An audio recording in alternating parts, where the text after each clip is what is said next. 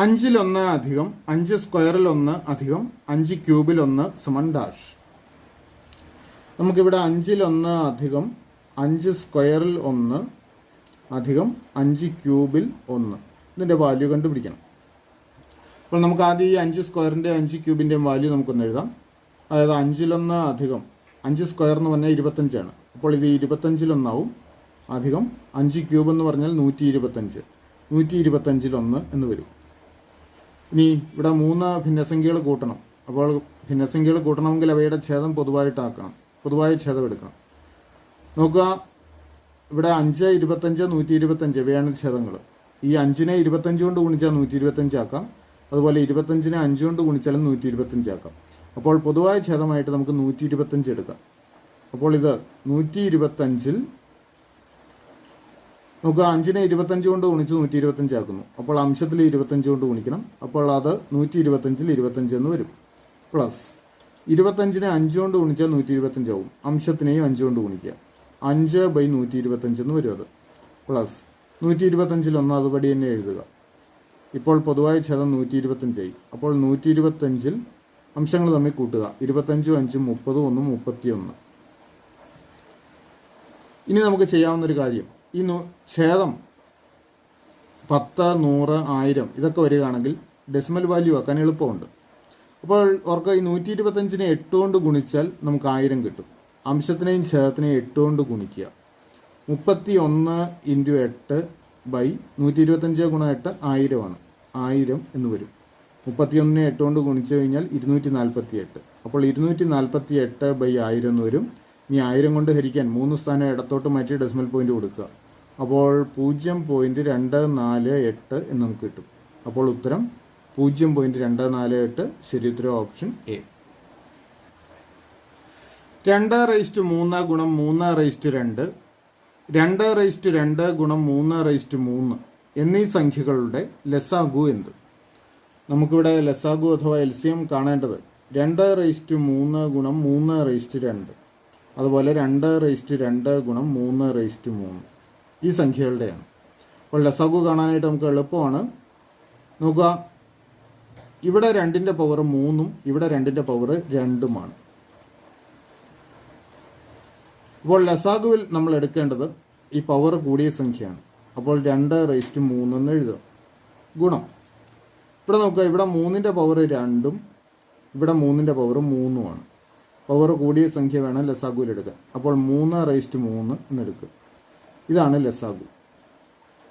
ഇനി നമ്മൾ ചെയ്യേണ്ടത് ഇത്രയേ ഉള്ളൂ, ഇത് തമ്മിൽ ഗുണിച്ച് സിംപ്ലിഫൈ ചെയ്യുക. അപ്പോൾ 2/3ൻ്റെ വാല്യൂ എത്രയാണ്? 2 3 തവണ ഗുണിച്ചാൽ 8 കിട്ടും. അതുപോലെ 3 3 തവണ ഗുണിച്ചാൽ 27 കിട്ടും. 8 × 27 216 എന്ന് കിട്ടും ഗുണിച്ച് കഴിയുമ്പോൾ. അപ്പോൾ ഇവയുടെ ലസാഗു 216. ശരി ഉത്തരം ഓപ്ഷൻ സി. കൂട്ടത്തിൽ പെടാത്തത് ഏത്? 10ൽ 16, 1ഉം 5ൽ 3, 8ൽ 5, 5ൽ 8. ഇപ്പോൾ ഈ 4 ഭിന്നസംഖ്യകളിൽ വേറിട്ട് നിൽക്കുന്ന സംഖ്യ ഏതെന്ന് കണ്ടുപിടിക്കണം. നോക്കുക, 10ൽ 16 ഈ സംഖ്യ നമ്മളൊന്ന് സിംപ്ലിഫൈ ചെയ്ത് കഴിഞ്ഞ് കഴിഞ്ഞാൽ, അതായത് അംശവും ഛേദവും 2ൻ്റെ ഗുണിതങ്ങളാണ്. അതുകൊണ്ട് 2ഉം ഉപയോഗിച്ച് ഹരിച്ച് നമുക്ക് അംശത്തിനെയും ഛേദത്തിനെയും ലഘൂകരിക്കാം. അപ്പോൾ അംശത്തിനെ 2 കൊണ്ട് ഹരിക്കുമ്പോൾ 8 എന്ന് കിട്ടും. ഛേദത്തിനെ 2 കൊണ്ട് ഹരിച്ചാൽ 5. അപ്പോൾ ഇത് 5ൽ 8 തുല്യമാണ്. ഇനി 1ഉം 5ൽ 3 ഇതൊരു മിക്സഡ് ഫ്രാക്ഷൻ രൂപത്തിലാണ് നൽകിയിരിക്കുന്നത്. അപ്പോൾ ഇതിനെയും നമുക്ക് ഒന്ന് രൂപമാറ്റം വരുത്താം. രൂപമാറ്റം വരുത്താനായിട്ട് ഈ 1 കൊണ്ട് 5നെ ഗുണിക്കുക. 1 5 5, അതിനോട് അംശമായ 3 കൂട്ടുന്നു. 5 3 8 8 അംശത്തിൽ എഴുതുക, ഛേദമായിട്ട് 5 തന്നെ. അപ്പോൾ ഇതും 5ൽ 8 തുല്യമാണ്. നോക്കുക, ഇക്കൂട്ടത്തിലെ 3 സംഖ്യകൾ, അതായത് ഓപ്ഷൻ എയിലെ 10ൽ 16, ഓപ്ഷൻ ബിയിലെ 1ഉം 5ൽ 3, ഇവിടെ ഓപ്ഷൻ ഡി 5ൽ 8. ഈ 3 സംഖ്യകളും 5ൽ 8നെ തന്നെയാണ് സൂചിപ്പിക്കുന്നത്. അപ്പോൾ ഇക്കൂട്ടത്തിൽ വേറിട്ട് നിൽക്കുന്ന ഓപ്ഷൻ സി 8ൽ 5 ആണ്. ശരി ഉത്തരം ഓപ്ഷൻ സി. 10 പേർ പരസ്പരം ഹസ്തദാനം ചെയ്താൽ ആകെ എത്ര ഹസ്തദാനം ഉണ്ടാകും? ഇവിടെ 10 ആളുകൾ പരസ്പരം ഷെയ്ക്ക് ഹാൻഡ് കൊടുത്തു കഴിഞ്ഞാൽ ആകെ എത്ര ഷെയ്ക്ക് ഹാൻഡുകൾ നടക്കും എന്നാണ് കണ്ടുപിടിക്കേണ്ടത്. അപ്പോൾ ഇത് കണ്ടുപിടിക്കാൻ നമുക്കൊരു സൂത്രവാക്യമുണ്ട്. n ആളുകൾ പരസ്പരം ഷെയ്ക്ക് ഹാൻഡ് കൊടുത്തു കഴിഞ്ഞാൽ ആകെ ഷെയ്ക്ക് ഹാൻഡുകളുടെ എണ്ണം n×n-1/2 ആയിരിക്കും. ഓർക്കുക, n ആളുകൾ പരസ്പരം ഷെയ്ക്ക് ഹാൻഡ് കൊടുത്താൽ ആകെ ഷെയ്ക്ക് ഹാൻഡുകളുടെ എണ്ണം n×n-1/2. ഇവിടെ 10 പേരുടെ കാര്യമാണ് പറയുന്നത്. അതുകൊണ്ട് n-ന് 10 എന്ന് കൊടുക്കുക. n-ന് 10 എന്ന് ഇതിനകത്ത് കൊടുത്തു കഴിയുമ്പോൾ 10×n-1 എത്ര വരും? 10-1, അതായത് 9/2 എന്ന് വരും. 2 കൊണ്ട് 10നെ നമുക്ക് ഹരിക്കാം. അപ്പോൾ 5 × 9 45. അപ്പോൾ ആകെ ഷെയ്ക്ക് ഹാൻഡുകളുടെ എണ്ണം 45 ആണ്. ശരിയുത്തരം ഓപ്ഷൻ ബി. താഴെ തന്നിരിക്കുന്ന സംഖ്യകൾ അവരോഹണ ക്രമത്തിൽ എഴുതുമ്പോൾ മൂന്നാമതായി വരുന്ന സംഖ്യ ഏത്? അപ്പോൾ ഈ തന്നിരിക്കുന്ന സംഖ്യകൾ അവരോഹണ ക്രമത്തിൽ എഴുതുമ്പോൾ മൂന്നാമതായി വരുന്ന സംഖ്യ ഏതെന്ന് കണ്ടുപിടിക്കണം. അവരോഹണ ക്രമം എന്ന് പറഞ്ഞാൽ ഏറ്റവും വലുതാണ് ആദ്യം വരേണ്ടത്. വലുതിൽ നിന്നും കുറഞ്ഞു കുറഞ്ഞു വരണം. അപ്പോൾ ഇതിലെ ഏറ്റവും വലിയ സംഖ്യ 145 ആണ്. അപ്പോൾ ആദ്യം വരേണ്ട സംഖ്യ 145. അടുത്ത് വരേണ്ടത് 125. അടുത്തത് ഇനിയുള്ളതിൽ വലുത് 121 ആണ്. 121. അപ്പോൾ മൂന്നാമതായി വരുന്ന സംഖ്യ 121 ആണ്. അതുകൊണ്ട് നമുക്ക് ഉത്തരം കിട്ടി. Option C 121. മറ്റുള്ള സംഖ്യകൾ നമ്മൾ എഴുതേണ്ടതില്ല. ശരിയുത്തരം ഓപ്ഷൻ സി 121.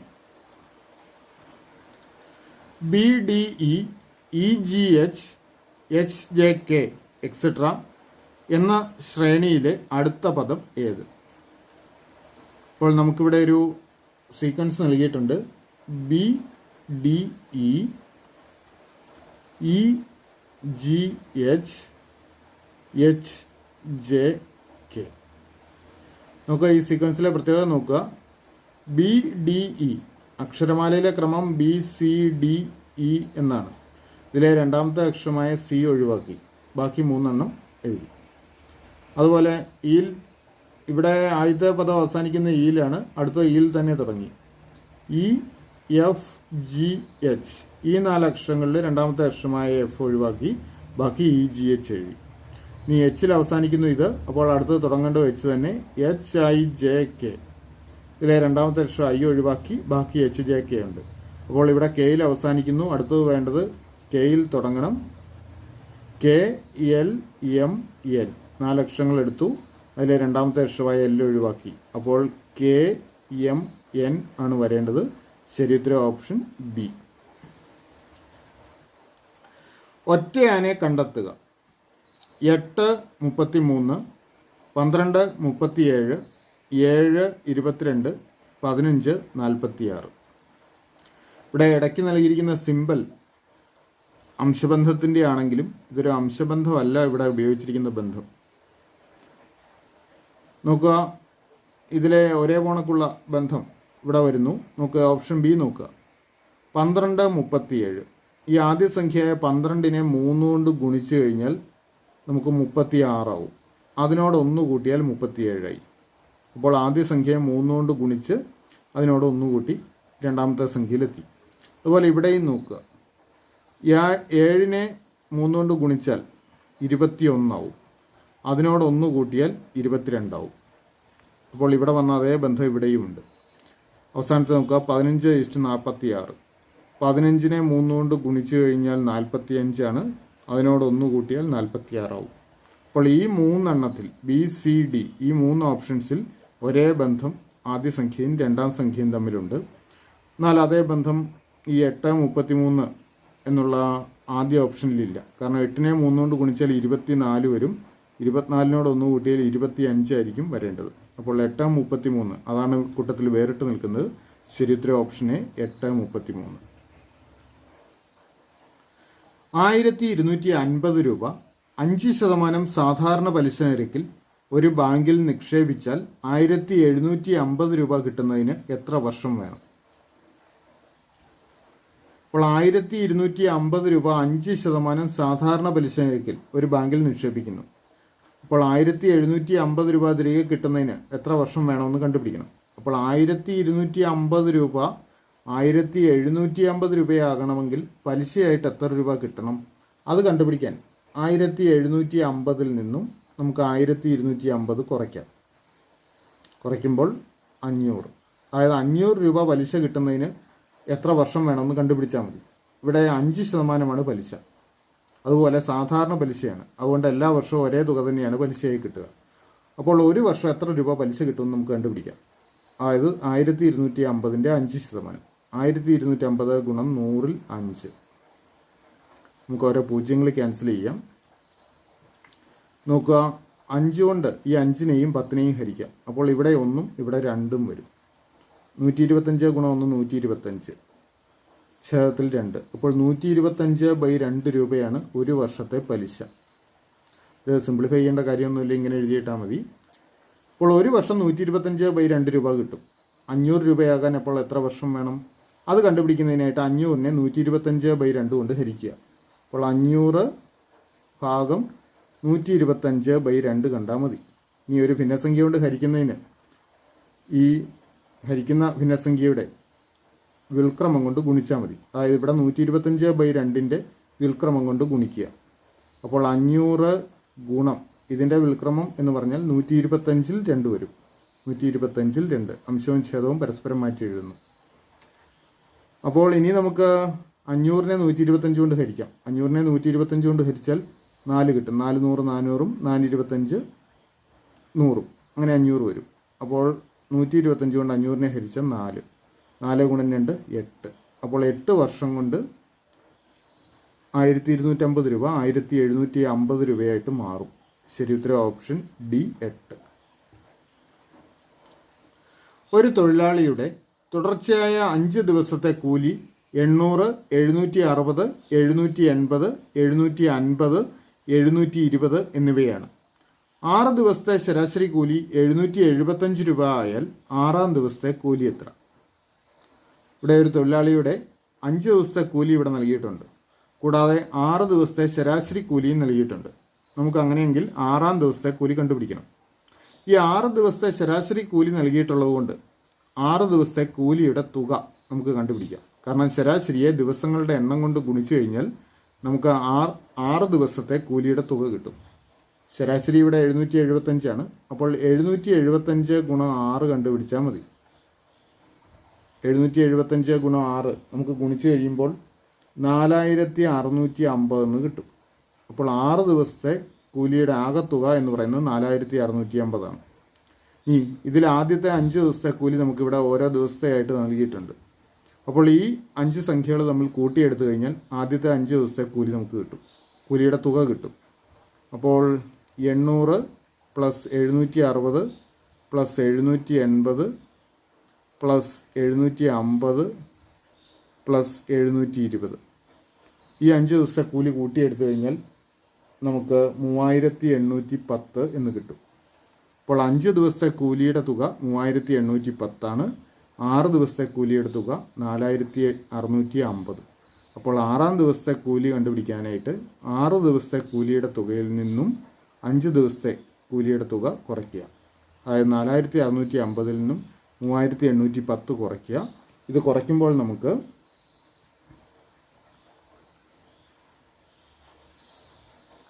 840 എന്ന് കിട്ടും. അപ്പോൾ 6-ാം ദിവസത്തെ കൂലി 840 രൂപ. ശരി ഉത്തരം ഓപ്ഷൻ ഡി. ഒരു സംഖ്യയുടെ 40% 160 ആയാൽ ആ സംഖ്യയുടെ 30% എത്ര? ഇവിടെ ഒരു സംഖ്യയുടെ 40% 160 നൽകിയിട്ടുണ്ട്. നമുക്ക് സംഖ്യയുടെ 30% കണ്ടുപിടിക്കണം. 40% 160 ആണെങ്കിൽ 10% നമുക്ക് എങ്ങനെ കണ്ടുപിടിക്കാം? 40-നെ 4 കൊണ്ട് ഹരിച്ചാൽ 10 കിട്ടും. അല്ലെ 40-ൻ്റെ 4-ലൊരു ഭാഗമാണ് 10. അപ്പോൾ 160-ൻ്റെ 4-ലൊരു ഭാഗം കണ്ടാൽ മതി. അല്ലെങ്കിൽ 160/4. 16-നെ 4 കൊണ്ട് ഹരിച്ചാൽ 4 തന്നെയാണല്ലോ. അപ്പോൾ 160-നെ 4 കൊണ്ട് ഹരിച്ചാൽ 40. അതായത് സംഖ്യയുടെ 10% 40.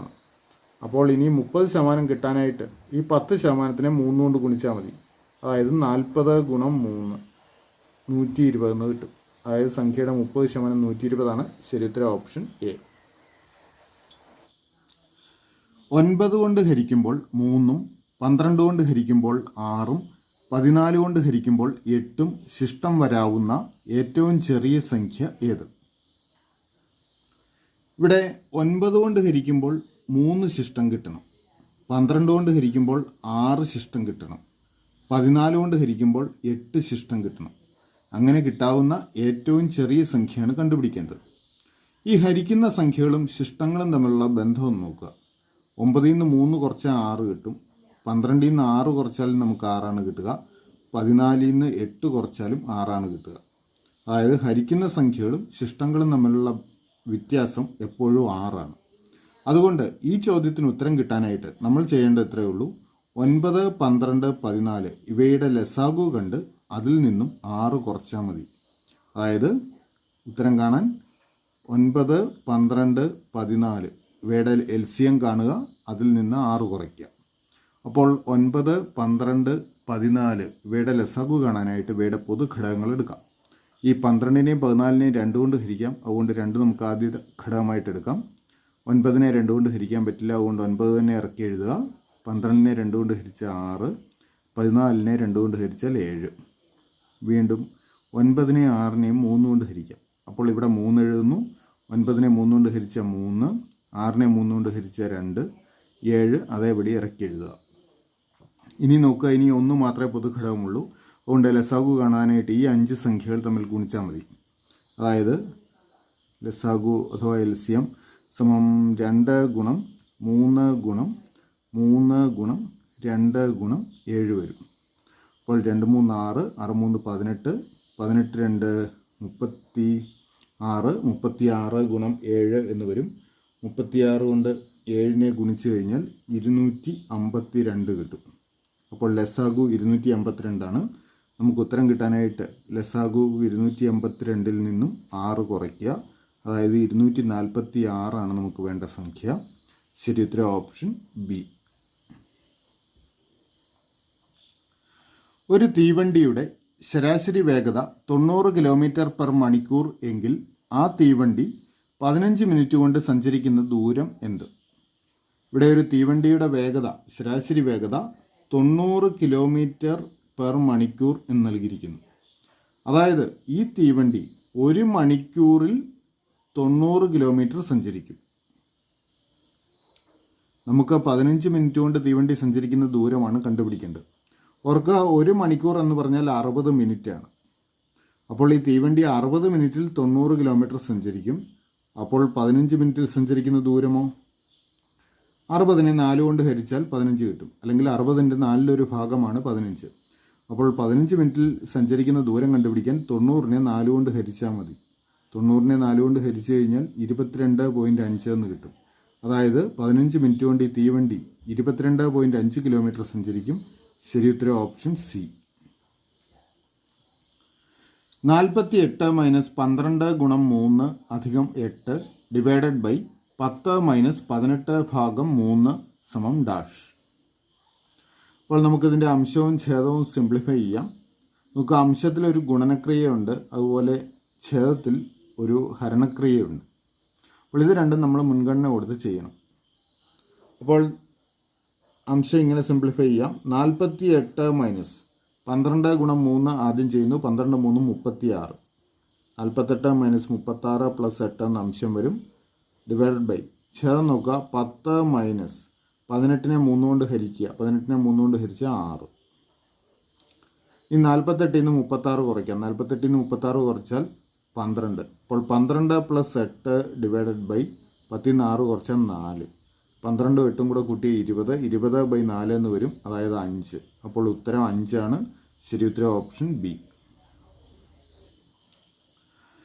32 സ്ക്വയർ സമം 1024 ആയാൽ 0.001024ൻ്റെ വർഗ്ഗമൂലം എത്ര? ഇവിടെ 32 സ്ക്വയർ സമം അല്ലെ 32ൻ്റെ വർഗ്ഗം സമം 1024 നൽകിയിട്ടുണ്ട്. നമുക്ക് 0.001024ൻ്റെ വർഗ്ഗമൂലം കണ്ടുപിടിക്കണം. ഓർക്കുക, 32ൻ്റെ വർഗ്ഗം 1024 ആണെങ്കിൽ 1024ൻ്റെ വർഗ്ഗമൂലം 32 ആണ്. നമുക്കിവിടെ കണ്ടുപിടിക്കേണ്ടത് 0.001024ൻ്റെ വർഗ്ഗമൂലമാണ്. അപ്പോൾ ഇതിൻ്റെ 0ത്തിന് വലതുവശത്തുള്ള ഭാഗങ്ങൾ നോക്കുക. 1024 തന്നെയാണ് ഈ ഭാഗത്ത് വരുന്നത്. അപ്പോൾ ഇതിൻ്റെ വർഗ്ഗമൂലം എഴുതുന്നതിനായിട്ട് നമ്മൾ 1024ൻ്റെ വർഗ്ഗമൂലം എഴുതുക 32. ഇനി ഇതിനകത്ത് ഡെസിമൽ പോയിൻ്റ് കൊടുക്കണം. ഡെസിമൽ പോയിൻ്റ് കൊടുക്കാനുള്ള റൂൾ ഇതാണ്.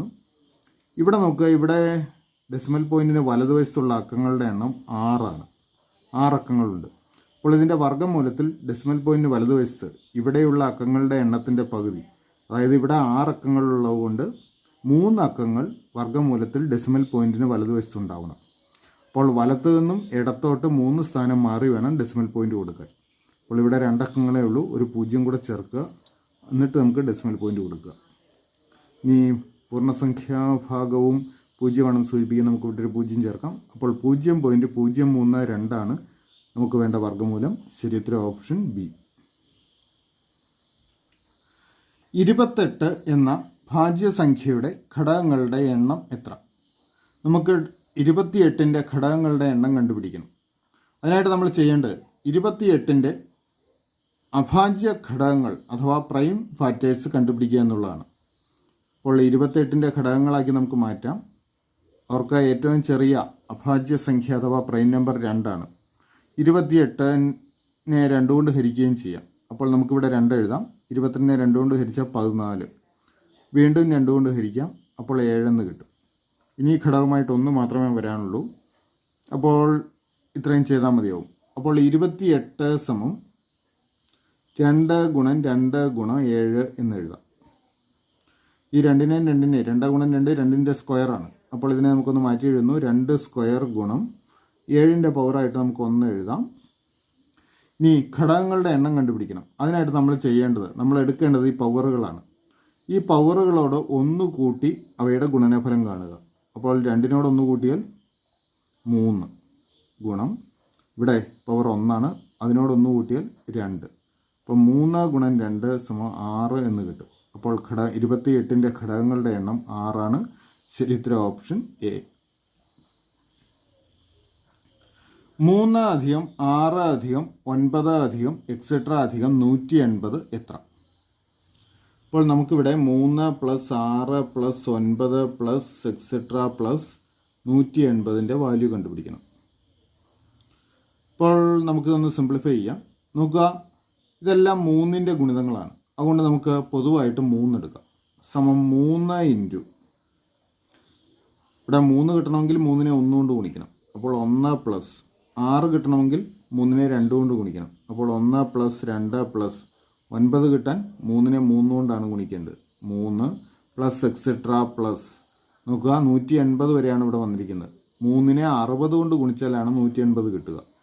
അപ്പോൾ ഇവിടെ നമുക്ക് 60 എഴുതാം. അപ്പോൾ ഇത് 3 ഇൻറ്റു 1 + 2 + 3 എക്സെട്ര + 60 എന്നായി. സമം 3 ഇൻറ്റു നോക്കുക, ഈ ഭാഗം നോക്കുക, 1 മുതൽ 60 വരെയുള്ള എണ്ണൽ സംഖ്യകളുടെ തുകയാണ്. അപ്പോൾ ആദ്യത്തെ n എണ്ണൽ സംഖ്യകളുടെ തുക കാണാൻ നമുക്കൊരു സൂത്രവാക്യമുണ്ട്. n × n+1/2. ആദ്യത്തെ n എണ്ണൽ സംഖ്യകളുടെ തുക n × n+1/2. അപ്പോൾ ഇത് ഉപയോഗിച്ച് നമുക്ക് 1 മുതൽ 60 വരെയുള്ള എണ്ണൽ സംഖ്യകളുടെ തുക കാണാം. n-ന് പകരം 60 കൊടുത്താൽ മതി. അപ്പോൾ 60 ഇൻറ്റു n+1ൻ്റെ സ്ഥാനത്ത് 60 + 1, അതായത് 61/2 എന്ന് വരും. ഈ 2 കൊണ്ട് 60നെ ഹരിച്ചു കഴിഞ്ഞാൽ ഇവിടെ 30 വരും. 3 ഗുണം 30 90. 90 ഗുണം 61 വരും. ഇത് കാണാനായിട്ട് 9 കൊണ്ട് 61നെ ഗുണിക്കുക, എന്നിട്ടൊരു 0 ചേർത്താൽ മതി. 9 കൊണ്ട് 61നെ ഗുണിച്ചാൽ 549 വരും. അതിൻ്റെ കൂടെ ഒരു 0 കൂടെ ചേർത്താൽ 5490. അപ്പോൾ നമുക്ക് വേണ്ട തുക 5490 ആണ്. ശരിയുത്തരം ഓപ്ഷൻ എ. 3 ഗുണം 10 അധികം 5 ഗുണം 1 അധികം 10-8 അധികം 1000-3 എത്ര? അപ്പോൾ നമുക്ക് സിംപ്ലിഫൈ ചെയ്യാം. നമുക്ക് ആദ്യം ഈ 2 ഗുണനക്രിയകൾ ഒന്ന് ചെയ്യാം. അപ്പോൾ 3 ഗുണം 10 30 പ്ലസ് 5 ഗുണം 1 5 അധികം. നോക്കുക, തന്നിരിക്കുന്ന ഉത്തരങ്ങളെല്ലാം ദശാംശ സംഖ്യകളാണ്. അപ്പോൾ നമുക്ക് ഈ 10-8നെ 1003നെയും ദശാംശ സംഖ്യകളാക്കി മാറ്റി എഴുതാം. 10 കൊണ്ട് ഹരിക്കുന്നതിന് ഒരു സ്ഥാനം ഇടത്തോട്ട് മാറ്റി ഡെസിമൽ പോയിന്റ് കൊടുത്താൽ മതി. അതായത് 10-8 എന്നുള്ളത് 0.8 എന്ന് വരും. പ്ലസ് 1000 കൊണ്ട് ഹരിക്കാൻ 3 സ്ഥാനം ഇടത്തോട്ട് മാറ്റി ഡെസിമൽ പോയിന്റ് കൊടുക്കണം. അപ്പോൾ ഇവിടെ 3 എഴുതുക. 3 സ്ഥാനം ഇടത്തോട്ട് മാറ്റുന്നതിനായിട്ട് 2 പൂജ്യങ്ങൾ കൂടി ഇടതുവശത്ത് ചേർക്കുക. അപ്പോൾ 0.003 എന്ന് വരും. പൂർണ്ണസംഖ്യാഭാഗവും നമുക്ക് 0 എന്ന് എഴുതി കൊടുക്കുക. ഇതെല്ലാം കൂടെ കൂട്ടാം. 30ഉം 5ഉം കൂടെ കൂട്ടിയാൽ 35. അപ്പോൾ ഇത് കൂട്ടുന്നതിനായിട്ട് ഇവിടെ ഈ 2 ദശാംശ സംഖ്യകളാണ്. അതുകൊണ്ട് നമുക്ക് 35.5 0.000 എന്ന് എഴുതാം. ഇനി 0.8 ഡെസിമൽ പോയിൻ്റ് ഒരേ ലൈന് വരുന്ന രീതിയിൽ എഴുതുക. 0.003. ഇനി കൂട്ടുക. 3, 0, 8 പോയിൻ്റ് കൊടുക്കുക. ഇവിടെ 5, 3 35.803 നമുക്ക് ഉത്തരം കിട്ടും. അപ്പോൾ ശരിയായ ഉത്തരം ഓപ്ഷൻ ഡി 35.803.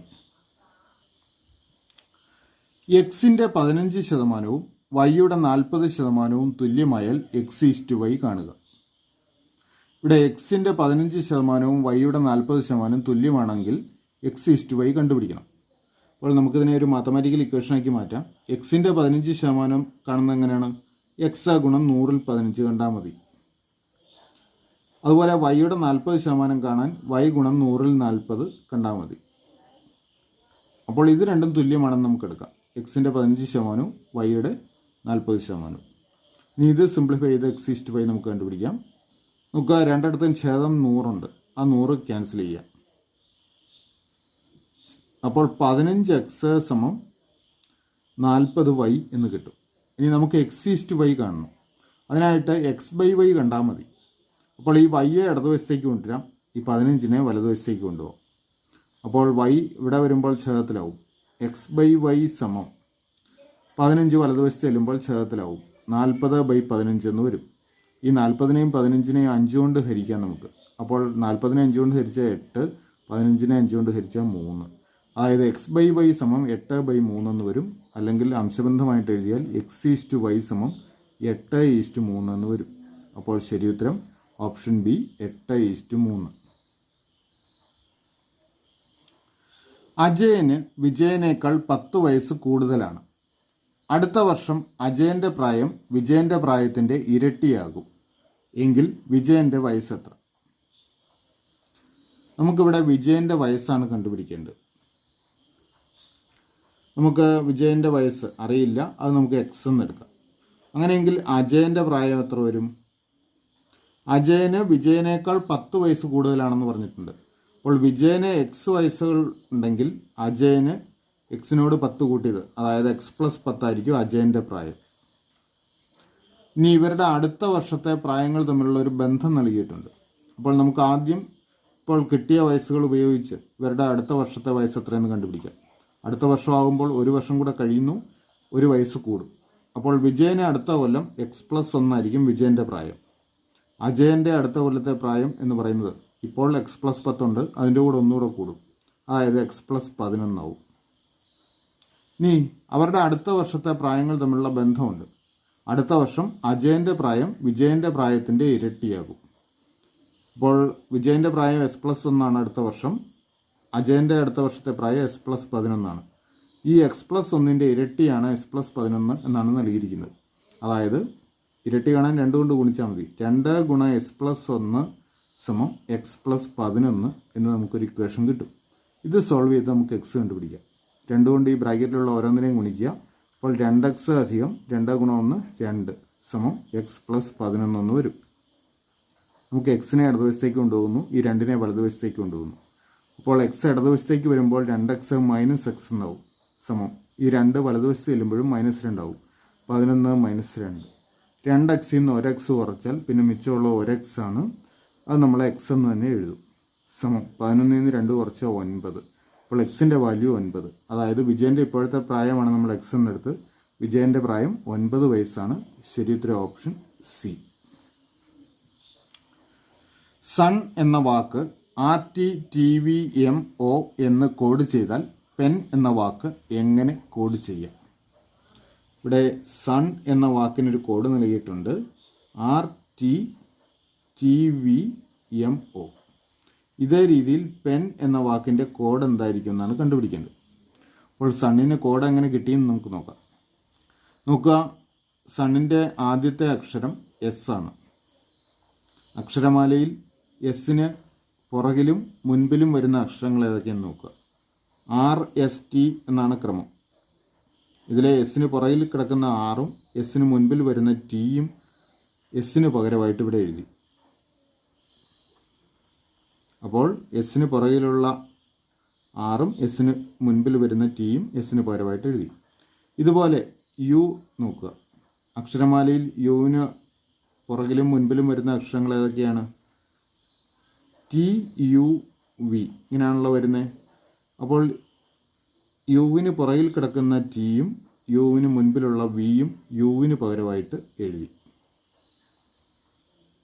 ഇനി അക്ഷരമാലയിൽ എന്നിന് പുറകിലും മുൻപിലുള്ള അക്ഷരങ്ങൾ നോക്കുക. എം, എൻ, ഒ ഇതാണ് ക്രമം. അപ്പോൾ എന്നിന് പുറകിലുള്ള എമ്മും എന്നിന് ശേഷം വരുന്ന ഒയും എന്നിന് പകരവും എഴുതി. ഇങ്ങനെയാണ് സണ്ണിന് RTTVMO എന്ന് കോഡ് വന്നത്. അപ്പോൾ പെന്നിൻ്റെ കോഡ് ഈ രീതിയിൽ നമ്മൾ എങ്ങനെ എഴുതണം? OPQ. ഇതാണ് പിയുടെ പുറകിലും മുൻപിലും വരുന്ന അക്ഷരങ്ങൾ കണ്ടുപിടിക്കേണ്ടത്. അപ്പോൾ പിയുടെ പുറകിലുള്ള അക്ഷരം ഒയും പിക്ക് മുൻപിലുള്ള അക്ഷരം ക്യൂവും. അപ്പോൾ OQ ആണ് പിക്ക് പകരം കൊടുക്കേണ്ടത്. ഇനി ഇ നോക്കുക. DEF. ഇതിലെ ഇക്ക് പുറകിലുള്ള ഡി, ഇക്ക് ശേഷം വരുന്ന എഫ്. അപ്പോൾ ഇക്ക് പകരം കൊടുക്കേണ്ടത് DF. N, MNO. എന്നിന് പകരം എമ്മും ഒയും കൊടുക്കുക. MO. അപ്പോൾ OQDFMO എന്നാണ് പെന്നിന് പകരം വരേണ്ട കോഡ്. OQDFMO. ശരി ഉത്തരം ഓപ്ഷൻ എ ആണ്.